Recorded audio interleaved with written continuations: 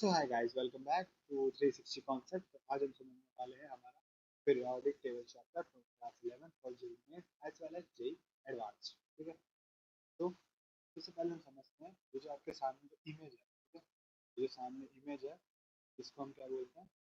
इसको हम बोलते हैं हमारा पीरियोडिक पीरियोडिक टेबल। इसको हम क्या बोलते हैं? Periodic table. ठीक है, इसको हम बोलते हैं आपका पीरियोडिक टेबल। ठीक है, तो सबसे पहली बात तो पीरियोडिक टेबल होता है।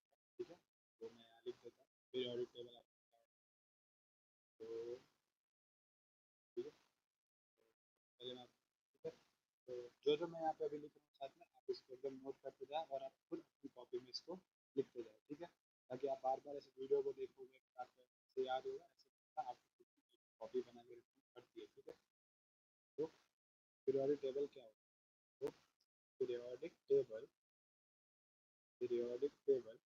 Is the arrangement, it is the arrangement of of chemical elements in a tabular form in a tabular form on the basis of their properties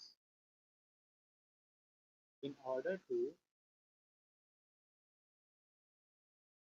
facilitate the systematic study of properties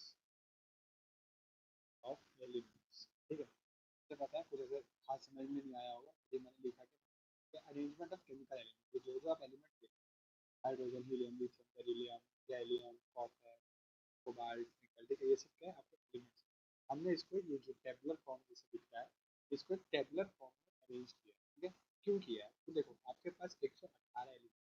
ठीक है, 118 element आपके पास randomly कहीं पे पड़े हुए हैं, उनकी कैसी भी प्रॉपर्टी है तो उनको समझने में, हर एक को समझने में टाइम लगेगा। इनफैक्ट अगर कुछ कुछ ऐसे एलिमेंट होंगे जो सेम प्रॉपर्टी शो करते हैं, आप एक अलमीरा को कि एक अलमीरा है उसमें कपड़े ही जाएंगे, तो दूसरी एक ड्रॉर है इसमें बस आपकी बुक्स ही जाएंगी, इस टाइप की चीज।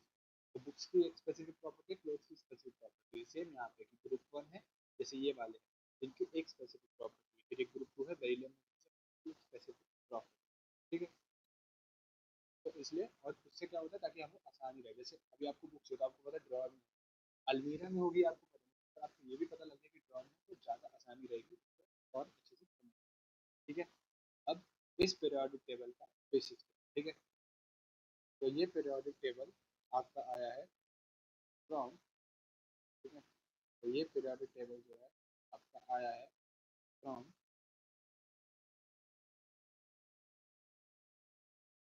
मोजलेस experiment. मोजलेस experiment.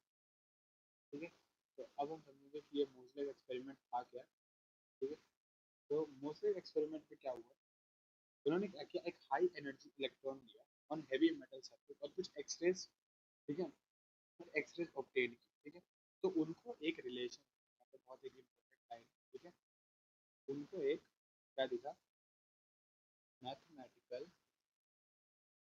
Mathematical relation between frequency of emitted X rays. ठीक है, जो जो हमने जब इलेक्ट्रॉन डाला, ठीक है, इलेक्ट्रॉन को हाई मेटल सरफेस पे डाला तो उस पर एक्सरे का पैटर्न ऑब्टेन। ठीक है, तो measure of emitted X-rays and the number of and the number of, ठीक है, ठीक है, तो उन्होंने एक पैटर्न नोटिस। ठीक है, तो पैटर्न क्या था? ठीक है, तो पैटर्न आपका कुछ ऐसा था।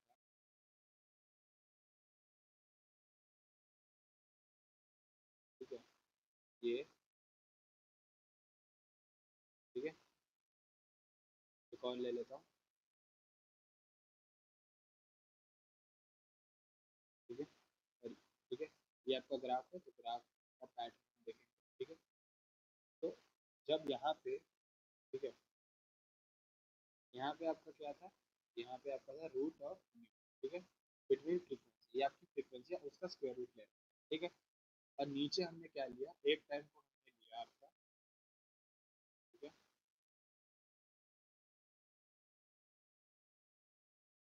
एक सेकंड, ठीक है, और नीचे हमने लिया आपका एटॉमिक, ठीक है, तो नीचे हमने क्या लिया, यहाँ पे, यहाँ पे हमने लिया आपका एटॉमिक मास, ठीक है, और यहाँ पे आपका लिया हमने एटॉमिक नंबर, ठीक है, और यहाँ पे भी लिया फ्रीक्वेंसी, ठीक है, यहाँ पे भी क्या था, फ्रीक्वेंसी का, ठीक है, वाई एक्सिस पे फ्रीक्वेंसी, एक्सिस पे एटॉमिक।